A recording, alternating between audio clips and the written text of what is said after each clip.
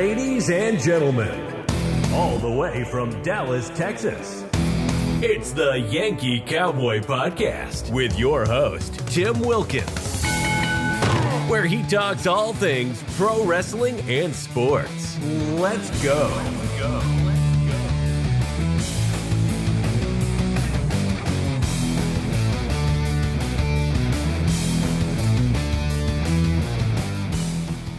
Here we go.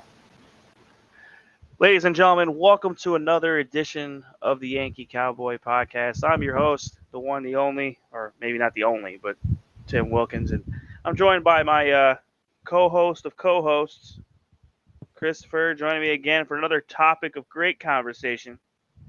It is why, oh why, the 203's youngest sons decided to get up and leave.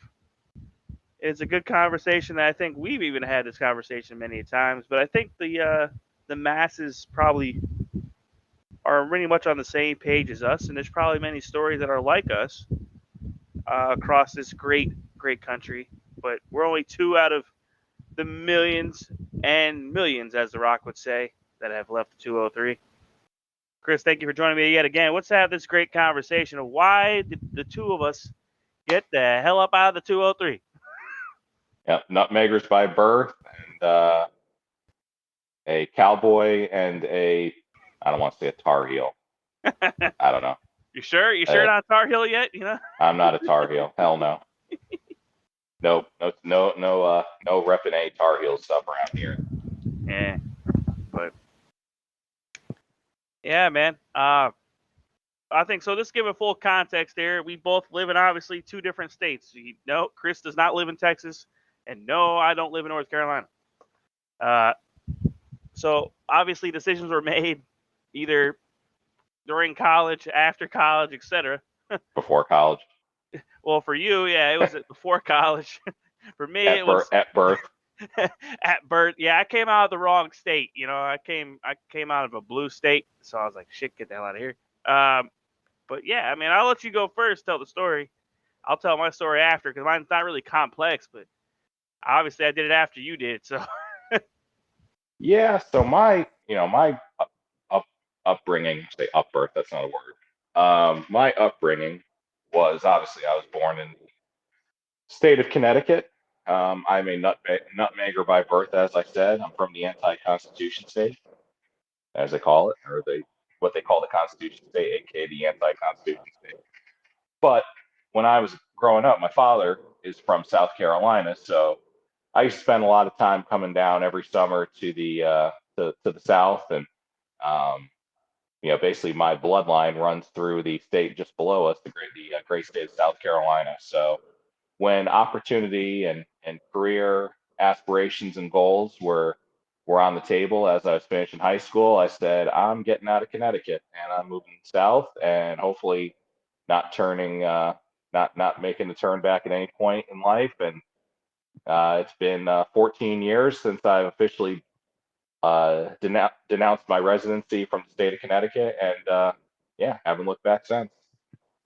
Yeah, see, my story was I waited till after I graduated from said great the anti-Constitution States University there, home of the 90th time women's NCAA champions there.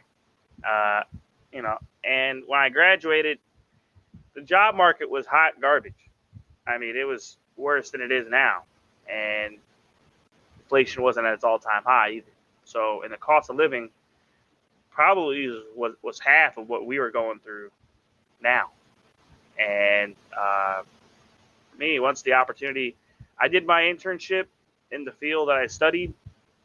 That field wasn't going to go anywhere because I didn't know really where to go. Job-wise, there's only maybe 150 to 200 jobs open for said position and about 10,000 applicants. So you figure out the math there on your percentage of opportunity there. I have a better chance of getting a Powerball ticket winner than I do getting a job there. So that being said, I stayed in the industry that I worked in at the time, and I made the decision to go to Texas. Mind you, I have never actually stepped foot in the great state of Texas before I moved down here. I just went on a whim. Not really a whim, but it was well deserved and well doing so. But you always wanted to. I like the no state income tax. We'll talk about those benefits later. Of you obviously knew you were going to go to North Carolina, Chris, when or out of Notre Dame or go out of high school there, and once we figured that out, I mean, I stuck around for I stuck around for college, so it is what it is. But career wise, it was a no brainer for us. I think. I don't know. I feel bad for our friends though. Yeah, I mean, I don't know if you get the same feeling whenever we do go home, whether it be for a high school reunion or see family or friends, but you always get the feeling like everyone's miserable up there.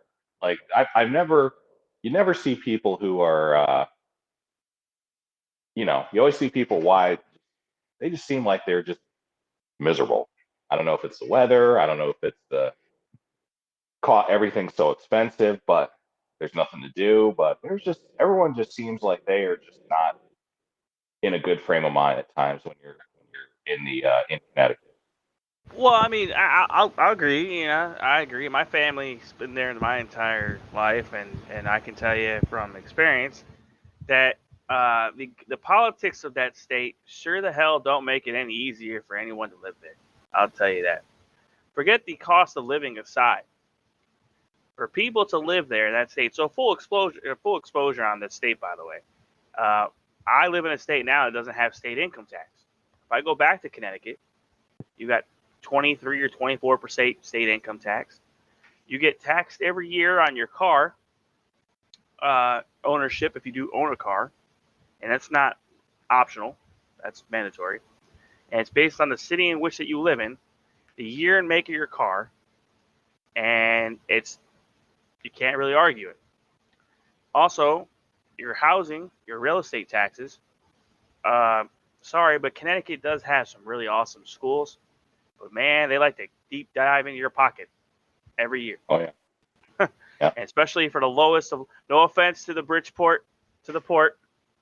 We love the port long time. My family's been in history in the port, but Family Guy's analogy is pretty damn true. Yeah. Mine is Steel Point, which, by the way, still looks like a shithole.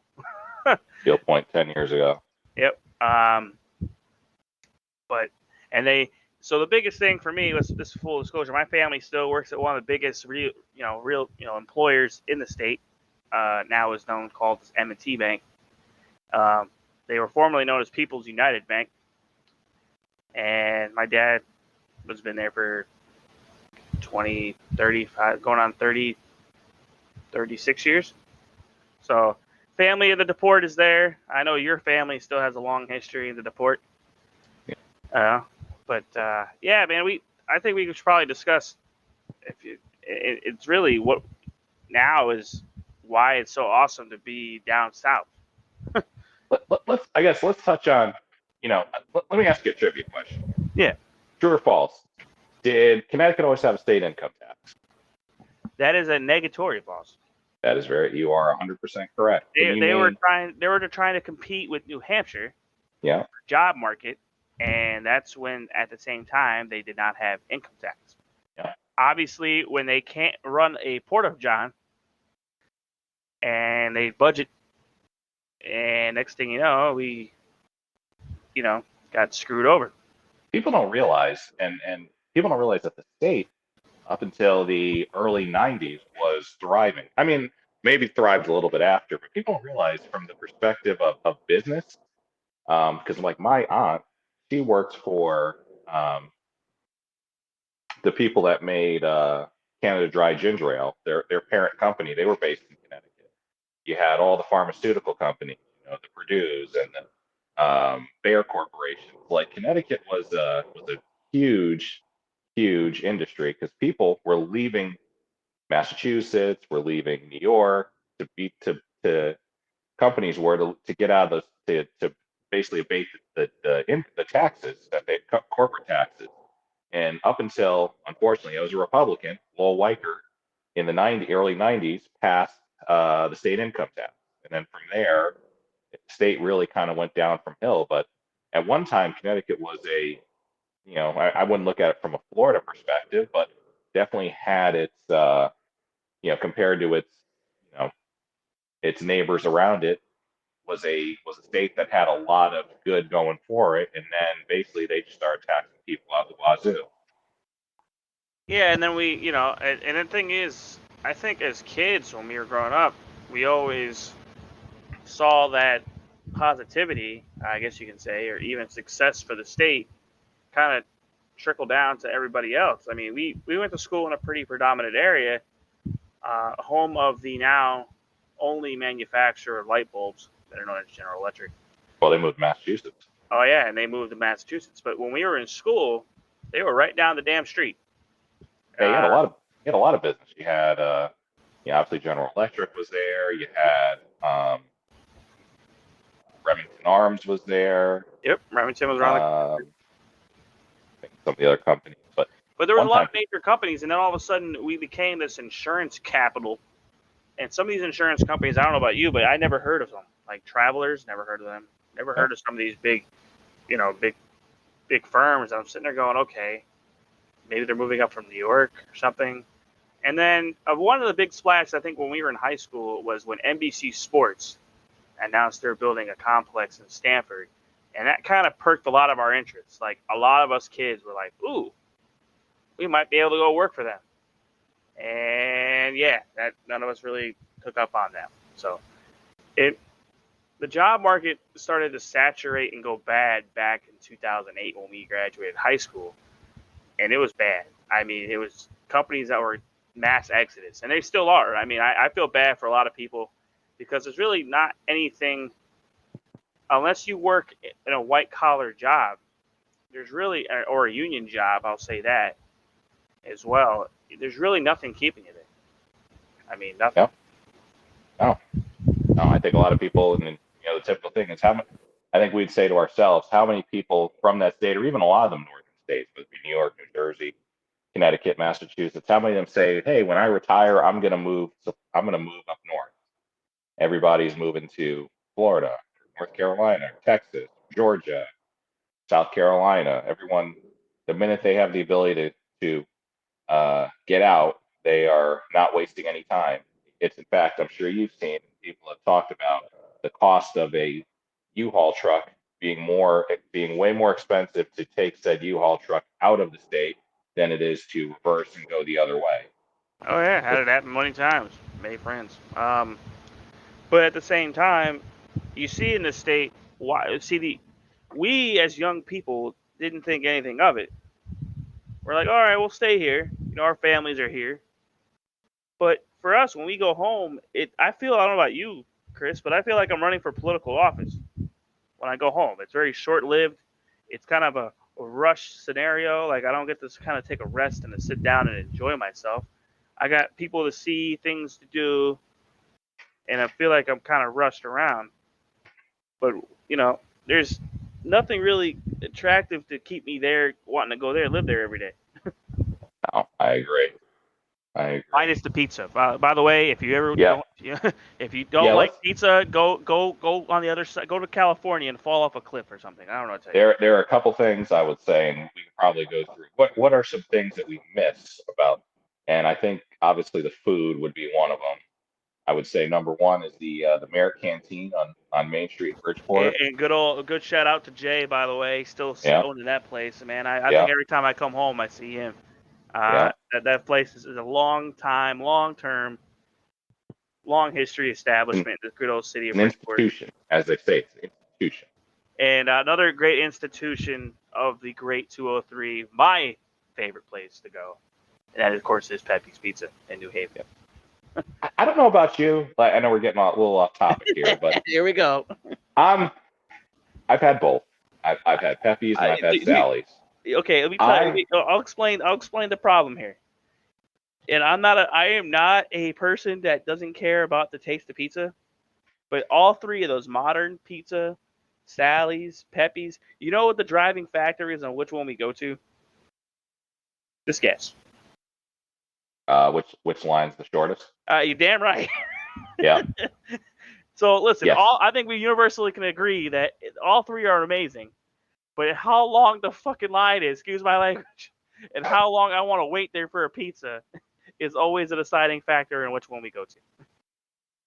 especially on Thanksgiving weekend. Yep. That line's Yeah. out to the yin yang. I got to give it to Sally's, but I mean, it is like nitpicky. There's just, I don't know. Sally's is classic. Like, I'm not saying Pepe's isn't either. I feel like Pepe's, and I'm not by no means, I'm not crapping on Pepe's. I feel like when they started to branch out, like when they opened at Foxwoods or Mohegan Sun, and then they opened their second location in Fairfield. I mean, it's very difficult when you have a business to be able to sustain quality and have the same thing come out every single time with something as Well, I agree. so, I agree. so I think and I'm just nitpicking, but I'm Well, just saying. I'll tell you this, man. I don't know about you, but I have not been to the ones in Fairfield or the ones at the Mohegan Sun or the one. I've always been to New Haven because that's where, to me, like, that's where you get your quality all the time. I know it's a little bit of a drive for each of us. I mean, either way, from where my family lives and where your family lives, it's a good half-hour drive, regardless. To go to New Haven. Which, by the way, shout out to finally them finishing the I-91, I-95 story out there.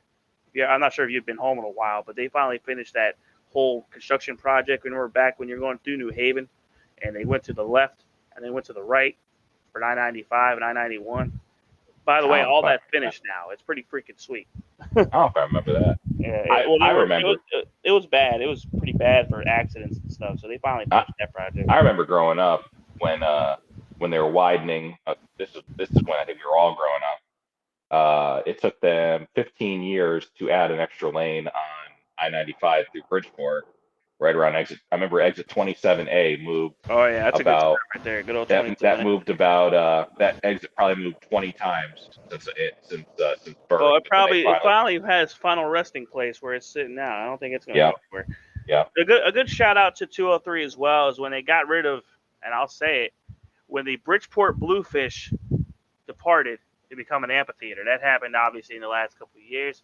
And believe me, while we're having like rendezvous of nostalgia here, the reason why we talk about it is because we, as the two of us, have fond memories of the place. Like, we don't hate where we came from. We wish that what those nostalgia moments were, that people down south hopefully have the same opportunities they have, and love their cities and where they're from. But for us, there was a decision made at some point to go down south, and our lives have drastically changed for the better since moving down south. Obviously, Chris, I you got a beautiful family. I don't have a family with any kids or anything. Uh, I got a lot of cool stuff. That's what I say. I have a nice income. But other than that, we live pretty good lives down south. Minus the heat though. I don't know about you. It's humid as hell. It's hot. Deal that's a with trade. alligators. It's a trade off. I mean, you figure, okay, for the months that it's hot in our current residences, we'd be freezing our butt off. Well, I'll But, disagree with but you. no, Mine's like 4 months. Mine's basically a 9 or 10 month long season of warm weather. you're basically in the Alamo, bud. Basically. But But let's go back to why we left and what are some of the reasons. And I think you can talk about from perspective of a young person, whether it be a millennial or a Gen X, like yeah. there's nothing to So, do. Would you agree? There's nothing to do. and there's nothing to do. I mean, for a lot of us up north, there's only two things to do. You go to Boston or New York City to hang out, party, Bingo. have a good time, right? And so you either got to take a train to Boston because you don't want to feel like driving and pay for parking and all that other bull stuff that goes with that, or you go to New York City and take the train down there, and you could take a train home. Like, there's really not much you can do. Go watch a Yankee game, go watch a Sox game, etc. Go watch a comedy show, go to Broadway if that's your deal. Now, if you go to New York City, you got to deal about crime. Mm-hmm. And unfortunately, it's Gotham City down there. And it is probably the worst analogy ever to use, but it is true. It is. The inmates are running the asylum down there.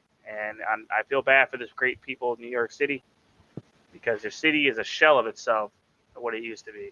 Back to it's almost back to where it was in the late 70s, early 80s. Well, that's what I was going to say. You might as well put a Peepin' Tom theater right there in the middle of Times Square. You might get more audience. I don't know. Exactly. Oh, sorry. Everyone, look up your nostalgia history on that one. That doesn't Yeah, happen. New York, and folks, if you're listening and you're not familiar with New York in the late '70s, early '80s, it was parts of Harlem and parts of Harlem look like Beirut, Lebanon. Look like they got bombed out. Yep. It's a far cry from what it is now. So, but Yep. yeah, I mean, I remember growing up, I remember going home for on college, summer breaks. I remember we go, when I was of legal drinking age. Uh, And if you we weren't, well, you just Yeah, stayed well, home. we won't say. But I Or remember you go going to the out. grape. You go to the grape down there in Fairfield. All Yeah, right. yeah. I remember going out a couple of times and ordering a bottom shelf liquor drink, and it was $9 or $10, and I'm like, man, I can order two of Yeah, these in that's cool. North Carolina and get a good buzz, and I can't even get a buzz up here because it's too darn expensive. Yeah, see, that's the thing about me. I didn't experience that. I think I experienced that the first day I was here to Texas, where I was like, oh, everything's kind of, reasonably priced. It's not ridiculous amounts for, one drink of liquor. And I'm like, really? All right. Which, by the way, I understand there's a cost of doing business. And if you look up rents right now in the city of Stanford right now, it's like almost $2,600 for a one bedroom. Madness. I mean, And who can afford that? I mean, exactly. So that's that tells me that you either you got to be working in Manhattan, bringing home a decent paycheck to pay for that, because that's insane.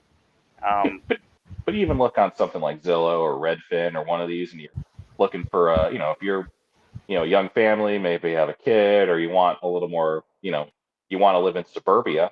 Um, the cost to live in suburbia in Connecticut is outrageous. I mean, what you can, That's probably $500,000, dude. yeah, what you could get for $500,000 up there compared to what you get for $500,000 in the South, or even in some northern states that have reasonable, um, that are reasonable. It's crazy. Yep. It's absolutely crazy. Absolutely 100% right, man. And the thing is, so for us, it was, as a young person's perspective, it was the cost of living, the opportunities to go out and have a good time, for me anyway, was to always have something to do, which Dallas itself, there's always plenty of things going on. Heck, I just went to go see Red Hot Chili Peppers. I don't think I've ever seen Red Hot Chili Peppers in our area back home when I was a kid, but there's plenty of concerts going on. I am not a fan by any means of the sporting teams of the Dallas Star, aka the Cowgirls, Cowboys, whatever you want to call them. Not a fan of them. I'm not a fan of the Mavericks, even though I do respect one player on the Mavericks, named Dirk Nowitzki. He's retired. Good guy. Not a fan of Mark Cuban. But Dallas Stars are pretty decent. They can beat up on the New York Rangers all they want. I know it's a sore subject. But honestly, for you, for you, it was primarily work, I'm assuming, right? Yeah, no, it was a career opportunity that I always wanted to do, and the only way for me to really achieve said goal was to move south, and yeah, we did it. So it was one of those deals where if you want to live out a lifelong dream, you gotta go where the opportunities are, and that led me here to the south. So Yeah, for I me, I don't know. For me, the hardest part was actually because my move kind of wasn't planned like long term. It was pretty much, it all came about within about a 6 week period of time. Like I was graduating, and obviously the day of your graduation, that's pretty much set in stone from like the beginning of the year. And I didn't get any traction for the job market, so I started trying to get some traction around March. And then finally, I got an opportunity in Dallas. And it was kind of difficult for me as a grown man to come down to my dad, talk to my dad, and be like, hey, man, I'm moving to Dallas. Which, for me, it kind of goes parallel to what he did. Uh, he went from Florida after getting out of the Army to Connecticut. And so it's kind of ironically funny how we both went he went north and I went south. Just how it worked out. But yeah, we have a lot of parallels with some of the things that we both went through, and it's kind of funny the stories we actually talk about. Very much have groups of friends that you first meet when you get move to a new city that you don't know, mistakes you make when you move to a new city, but it made us better, in my opinion. I mean, minus the politics of it, or the politics that we deal with, living in the states that we deal with. It, I don't miss, minus our families. I don't think we miss the 203 too much. I'm looking here. Give credit out to the Yankee Institute, yankeeinstitute.org. 200,000 people have moved out of Connecticut since 2010 as the state economy declined. Is Right back in that for that December 1 year, or is that 20. for the whole totality? Looks like it was. That 1 year? No, that was over 10 years. So between 2010 and 2020, an estimated 200,000 people have left the state of Connecticut. Is there any articles on there between how many people have left since then? Because I guarantee that number is probably in the millions. It's hard to say. Yeah, that can go back and look through data, but just kind of giving some people some. I mean, listen, I respect everybody that makes that decision, and it's a difficult one because I understand you were in college, Chris, and I was just finishing mine, but that was a whirlwind. The move for me was a whirlwind. I mean, between the decision to move, which I had to obviously make early June, to pretty much get up all my stuff together, put all my lively possessions in a car, and then start over. Oh yeah, it's not an easy thing to do, but at the same time, was it worth it? You ask me a million times over, I'll do it again. And that's I had a suitcase and a carry-on and went to LaGuardia Airport and never looked back. I mean, we do occasionally go home. There's no ill will towards our families by any means. By the way, we do have good relationships with our families, and I wish they can move themselves down to where we are too, but for obviously financial reasons to help them out a little bit on that regard. But I don't. Or stubbornness.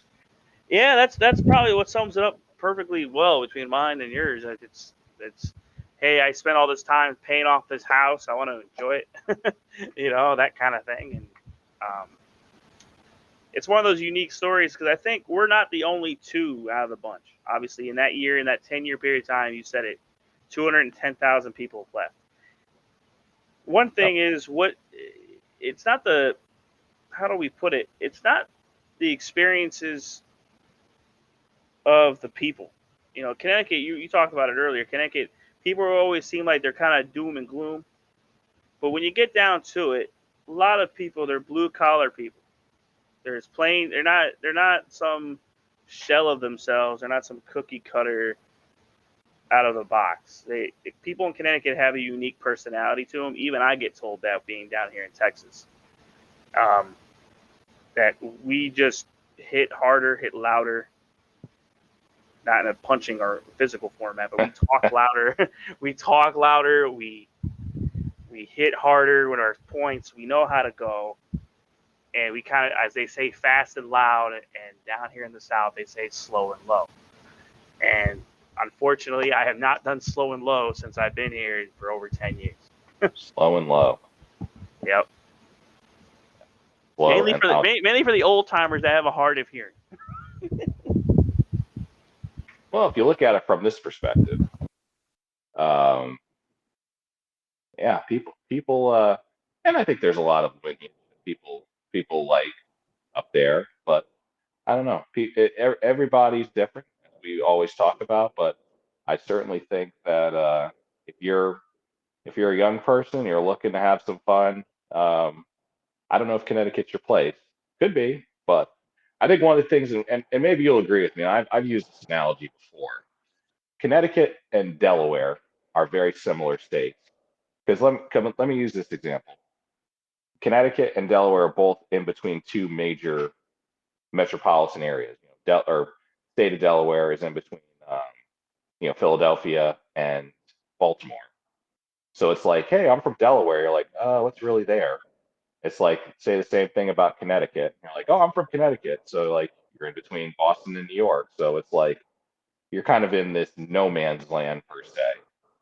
It's like, okay, you're from Connecticut. I agree 100%. It's just weird because that's the question I get asked all the time down here. from random people. It's like, how do you live in Connecticut but you're between Boston and New York? I said, it divides families. That's for damn Oh, sure.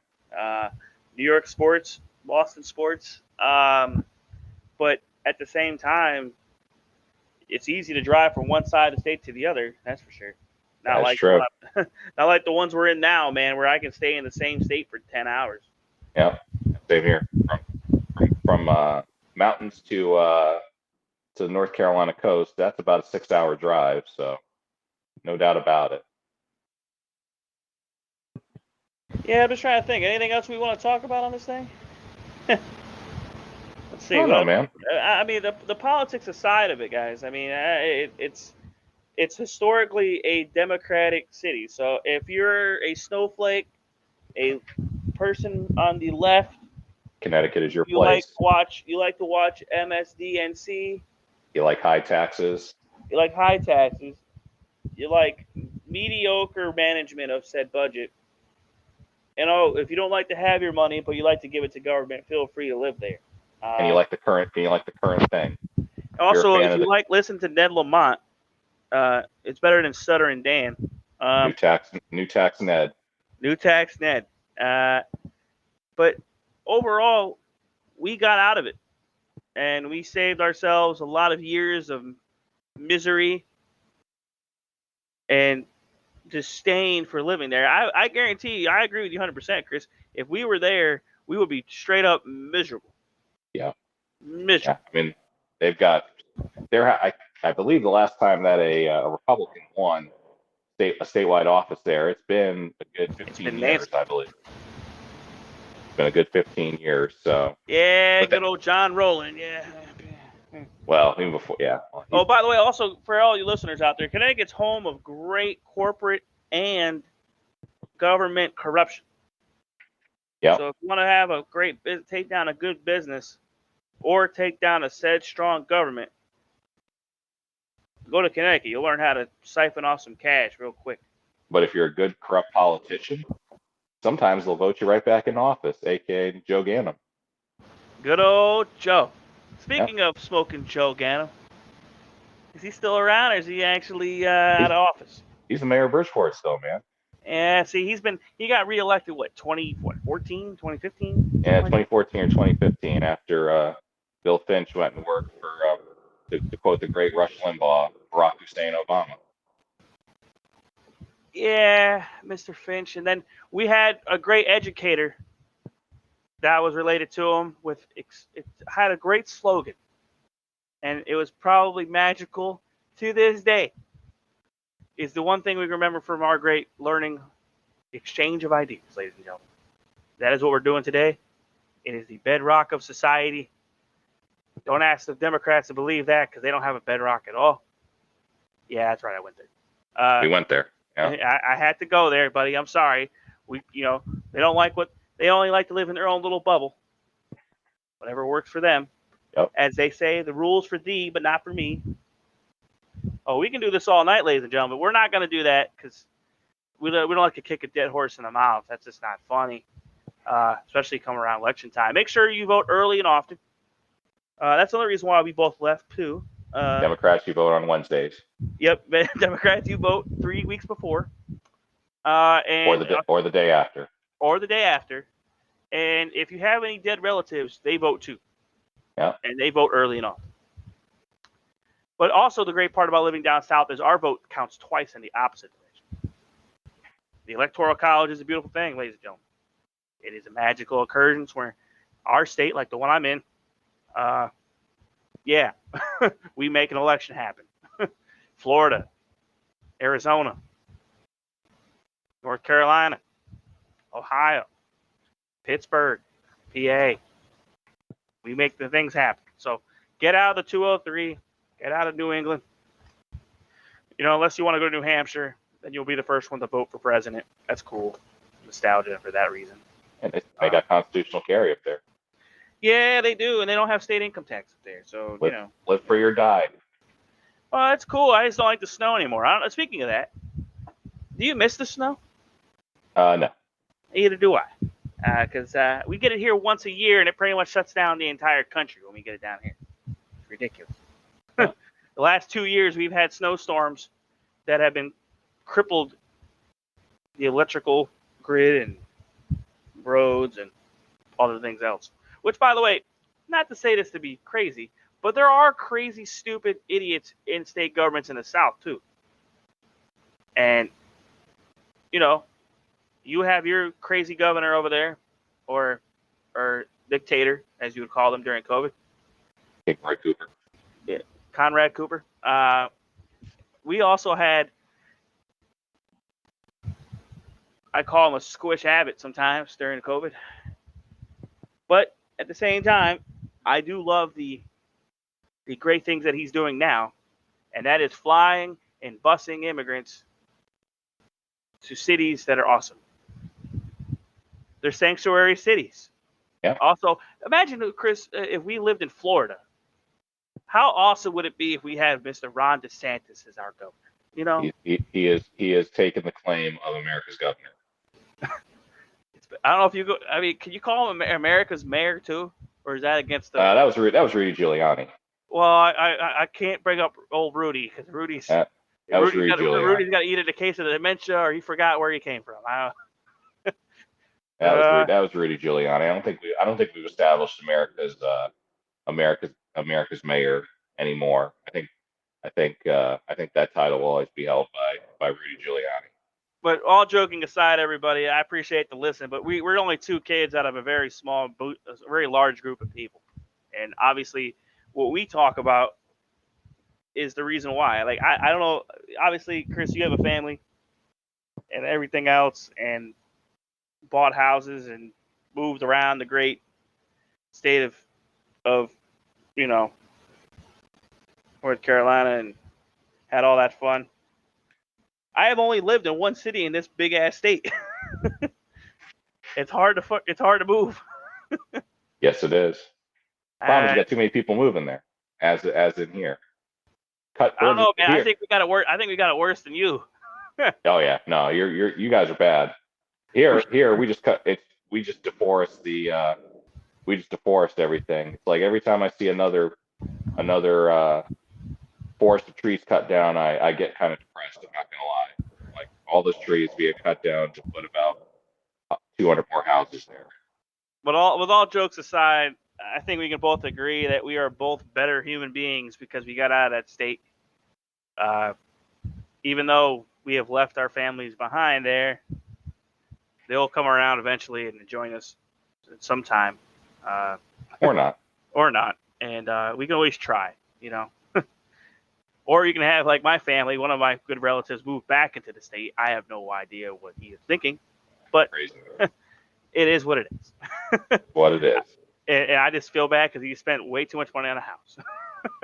But as most things happen in life, you live and you learn, right? And yeah. Everybody, I appreciate the listen. This has been a fun conversation we'll do better really next of nostalgia.